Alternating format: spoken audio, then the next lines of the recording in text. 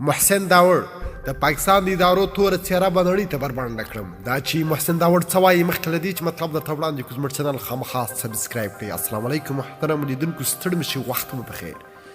د پښتون ژغورنې غورځنګ د رهبرۍ غړی او د پاکستان د پارلمان وکیل محسن داوډ وایي پاکستان باید نور پر خلکو د غدارۍ لګولو ټاپې بندې کړي. هغه چې له راخوشي کېدو یوه ورځ وروسته د پاکستان پارلمان ته وینا کول وویل دا یو خطرناکه پروژه ده.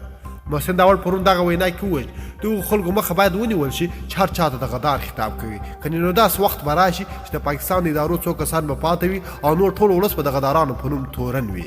داوډ وایي پاکستاني پولیسو منظور پښتين په داسې حال کې ونیوه چې د پاکستان د دفاع وزیر پرویز خټک ورته 2 ورځې وړاندې د خبرو وړاندیز وکړ. نوموړي چې د سې شنبې په ورځ د اسلام آباد له 28 نورو فعالانو سره د منظور پښتين فرهنګ د لاریون له منځه د 2 ساعتونو لپاره نیول شوی و او اوس بیرته خوشي کړی شوی و. خو دوی وایي چې د پاکستان ادارو توره څېره به نړۍ ته ښکاره کړم. داوډ وایي چې د پاکستاني ادارو د بادشاه خان، ولي خان، اسفندیار ولي خان، فاطمه جناح او ذوالفقار علي بوټو هم د غدارۍ تورونه لګولي. په داسې حال کې چې معلومه نه ده چې د پاکستاني ادارو په خپله د څه ډول خلکو لخوا اداره کېږي. محسن داوډ په داسې حال کې دا څرګندونې کړي چې منظور پښتين له یکشنبې ورځې راهیسې نیول شوی او له پلویانو له هوټو سره یې لارې بندې دي. پر هغه د پاکستاني ادارو لخوا د غدارۍ، نفرت، پارولو او بغاوت تورونه دي. ډېر مننه چې ویډیو مې راسره تر پایه وکتل. تر بیا او بلې ویډیو، الله پامان.